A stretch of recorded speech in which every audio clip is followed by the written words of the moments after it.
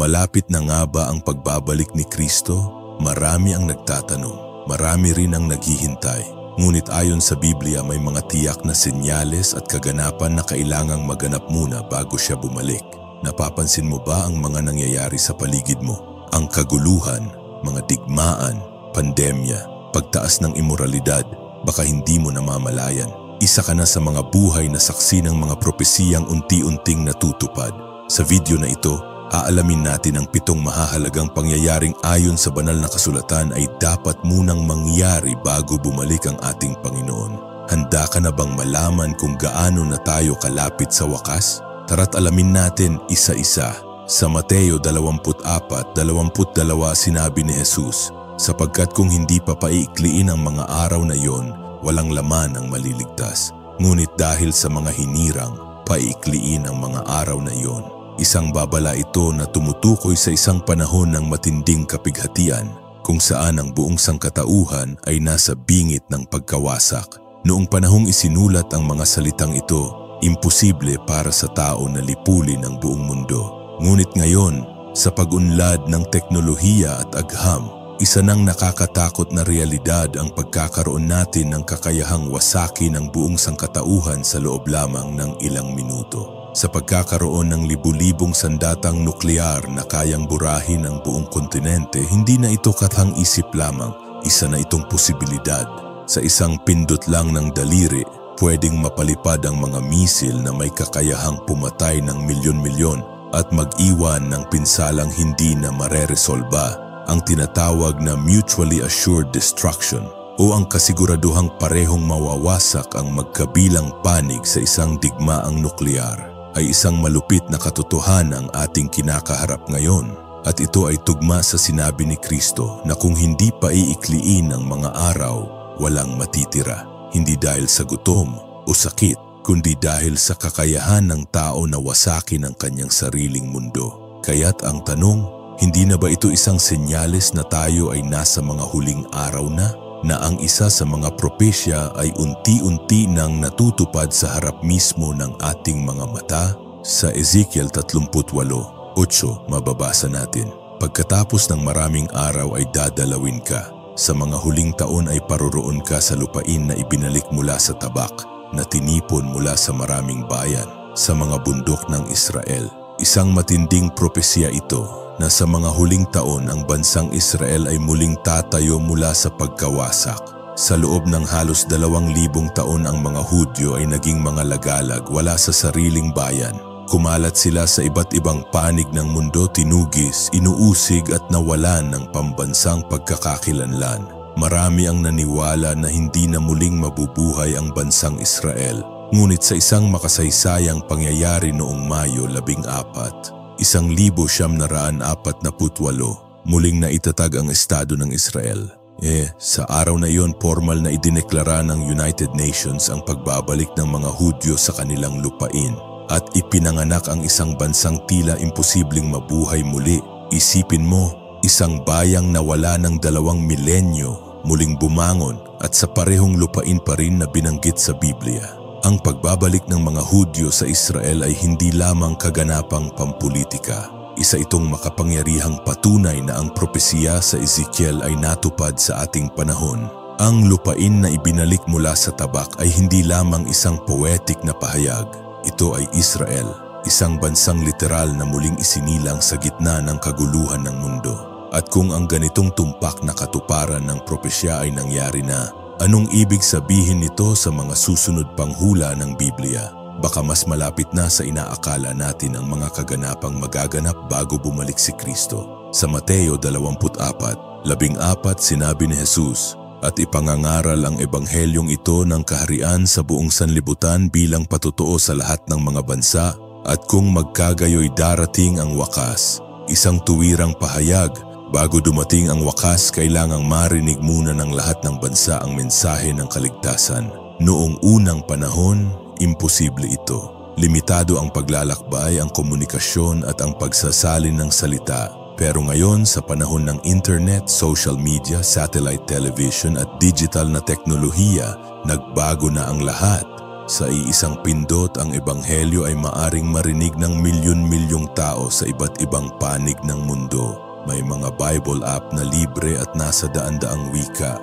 May mga online church services, YouTube sermons, podcast at audio Bibles na umaabot kahit sa mga lugar na dati ay sarado sa Kristyanismo. Ang mga misyonero ay gumagamit na rin ng mga drone, solar-powered radios, at kahit metaverse platforms para lamang maabot ang mga komunidad na dati hindi marating.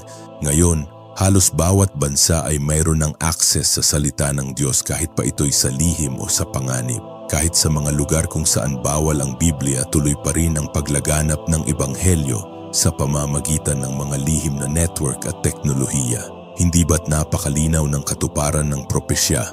Ang mensahe ni Kristo ay naririnig na ngayon sa buong mundo, gaya ng kanyang sinabi. At kung ito'y ganap nang natutupad sa ating panahon, ibig bang sabihin ay papalapit na talaga ang wakas? Isa na naman itong senyales na hindi natin dapat balewalain. Sa ikalawang Tesalonica 2:3, binalaan tayo ni Apostol Pablo, huwag kayong padaya kaninuman sa anumang paraan, sapagkat ito'y hindi darating, maliban na dumating muna ang pagtalikod at mahayag ang tao ng kasamaan, ang anak ng kapahamakan. Isa itong matinding babala. Bago bumalik si Kristo, isang panahon ng matinding panlilinlang at pagtalikod sa pananampalataya ang mangyayari. At sa gitna nito lilitaw ang isang nilalang na tinawag na tao ng kasamaan, ang Antikristo. Ang Antikristo ay hindi basta-bastang masamang tao. Siya ay isang makapangyarihang leader na magpapanggap bilang tagapagligtas ng mundo. Gagamitin niya ang kanyang karisma, katalinuhan at impluensya para akitin ang sangkatauhan. Magdadala siya ng kapayapaan at kaayusan sa gitna ng kaguluhan. Ngunit sa likod ng lahat ng ito ay isang matinding panlilinlang. Marami ang maniniwala sa kanya. Marami ang tatalikod sa tunay na pananampalataya at susunod sa kanya dahil sa mga himala at kapangyarihang ipapakita niya. Pero ang kanyang layunin ay hindi kabutihan, kundi kapahamakan. Siya ang mag-uudyok ng pag-uusig sa mga mananampalataya at itatayo ang kanyang sarili bilang Diyos sa harap ng mga tao. Ngayon, habang tumitingin tayo sa mga lider ng mundo, sa mga makapangyarihang personalidad na tila may taglay na kapangyarihang magbago ng takbo ng kasaysayan, hindi mo ba na itatanong, ang isa ba sa kanila ay maaaring maging katuparan ng propesiyang ito? Ang mga kilos, salita at impluwensiya ng ilan sa kanila ay tila paunti-unting umaayon sa mga inilalarawan sa banal na kasulatan. Ang paglitaw ng Antikristo ay isang matinding senyales na ang pagbabalik ni Kristo ay malapit na. Kaya't ngayon pa lang kailangan nating maging mapagmatyag, mapagbantay at matatag sa ating pananampalataya. Sa Daniel 9:27 sinabi niyang papagtitibayin ng tipan sa marami sa loob ng isang linggo. At sa kalagitnaan ng linggo ay kaniyang patitigilin ang hain at ang handog. Isang misteryosong pahayag na tumutukoy sa isang mahalagang pangyayari sa mga huling araw, ang muling pagtatayo ng templo sa Jerusalem. Mahalagang tandaan na ang templo ay sentro ng pagsamba sa lumang tipan. Dito isinasagawa ang mga hain at handog bilang bahagi ng kanilang relihiyosong tradisyon. Ngunit mula nang masira ang ikalawang templo noong 70 AD, matagal nang walang aktibong templo sa Jerusalem. Sa kasalukuyan, ang lugar kung saan naroon ang templo ay isa sa pinakamainit na isyu sa politika at relihiyon. Gayunpaman, maraming mga eksperto at mga tagasunod ng Biblia ang naniniwala na ang muling pagtatayo ng templo ay isang kinakailangang hakbang upang matupad ang mga huling bahagi ng propesya. Ang pagtatayo ng templo ay magpapahiwatig ng pagbabalik sa mga tradisyong relihiyoso ng Israel. Ngunit sa gitna nito ay magkakaroon ng matinding kaguluhan. Ang tipan ay papagtitibayin at sa kalagitnaan ng panahon ay ititigil ang mga paghahain na sinasabing bahagi ng pananakop ng Antikristo. Kung totoo man ito, ang muling pagtatayo ng templo ay isang napakalakas na tanda na tayo ay malapit na sa mga pangyayaring inilalarawan sa mga huling kabanata ng Biblia. Kaya't habang pinagmamasdan natin ang mga balita tungkol sa Jerusalem, huwag nating balewalain ang kahalagahan nito sa mga hula ng hinaharap. Sa unang Timoteo 4 na pahina, Ika-1, mababasa natin ang babala mula sa Espiritu Santo. Ngunit ang Espiritu ay hayagang nagsasabi na sa mga huling panahon ay tatalikod ang ilan sa pananampalataya. Isang malinaw na hula tungkol sa paglayo ng maraming tao sa tunay na pananampalataya sa panahon ng katapusan. Sa kasalukuyan, nakikita natin ang lumalawak na pagtaas ng sekularismo, isang paniniwala o pamumuhay na walang kinalaman sa relihiyon. Maraming bansa ang unti-unting nagiging malayo sa mga espiritual na pagpapahalaga. At marami ang bumabaling sa materialismo, agnostisismo o iba pang pilosopiya na hindi nakabase sa Diyos. Hindi lang ito simpleng pagbabago ng pananaw, ito ay isang malawakang pagtanggi o pagtalikod sa mga aral ng Biblia. Sa loob ng mga simbahan may mga nag-aalinlangan, sa mga komunidad may mga naglalayo sa Diyos. Ang moralidad ay nagiging relatibo, ang mga tradisyon ay tinatanggihan. Ang ganitong kalagayan ay tugma sa propesiya na sa huling panahon, marami ang babaling lumayo sa pananampalataya at tatahimik ang kanilang espiritual na buhay. Isa itong senyales na nagaganap na ang mga huling araw na ipinahayag sa Biblia. Kaya naman sa kabila ng ganitong sitwasyon, tinatawagan tayong maging matatag sa ating pananalig at ipalaganap ang katotohanan ng Ebanghelyo. Ang pagtalikod ng iba ay paalala na kailangang lalong magpatibay ang mga tunay na nananampalataya. Sa Lucas 21:11 ipinahayag ni Jesus ang mga pangyayari na magpapatunay na malapit na ang mga huling araw at magkakaroon ng mga dakilang lindol at sa iba't ibang dako ay magkakaroon ng mga taggutom at mga salot at magkakaroon ng mga kakilakilabot na bagay at mga dakilang tanda mula sa langit.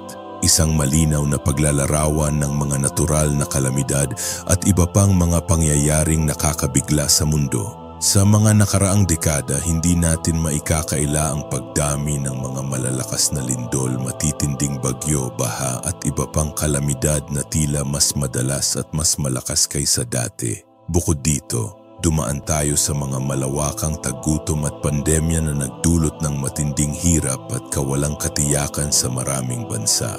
Ang mga kaganapang ito ay hindi lamang simpleng mga pangyayari. Ayon sa Biblia, ito ay mga tanda na nagpapakita ng pagbabalik ni Kristo. Ang kalikasan ay tila sumisigaw at ang mga kakaibang pangyayari sa kalangitan gaya ng mga meteor, eclipses at iba pang mga kakaibang fenomena ay nagpapatibay sa mga babala sa banal na kasulatan.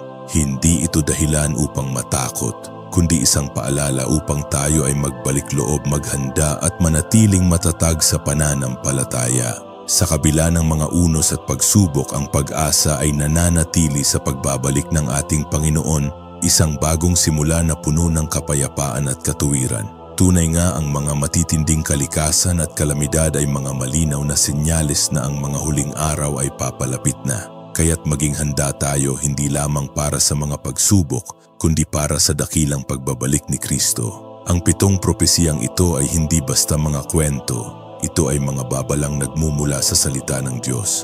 Ang mga kaganapan sa ating paligid ay tila pahiwatig na ang pagbabalik ni Kristo ay maaaring hindi na ganoon kalayo. Isa itong panawagan sa bawat isa sa atin. Tayo ba'y handa na? Hindi sapat na tayo'y alam lang. Ang mahalaga, tayo'y maging handa sa puso, isipan at espiritu. Ang mga pangyayaring ito ay dapat magsilbing paggising, hindi lamang takot. Sa halip, ito ay dapat mag-udyok sa atin na lumapit sa Diyos, palalimin ang ating pananampalataya at maging liwanag sa iba. Kung nais mo pang mas mapalalim ang iyong kaalaman tungkol sa mga propesya at kaganapan sa huling panahon, huwag kalimutang mag-subscribe sa channel na ito at i-click ang notification bell para hindi mo ma-miss ang mga susunod nating talakayan. At ikaw, kaibigan, ano ang iyong opinyon sa mga kaganapang ito? May nakita ka na bang mga senyales sa iyong paligid? Ibahagi ang iyong saloobin sa comment section sa ibaba. Marahil ang pananaw mo ay makakatulong din sa iba. Hanggang sa muli, manatiling gising, mapagmatsyag at matatag sa pananampalataya. Ang pagbabalik ni Kristo ay hindi lamang kwento, ito'y darating.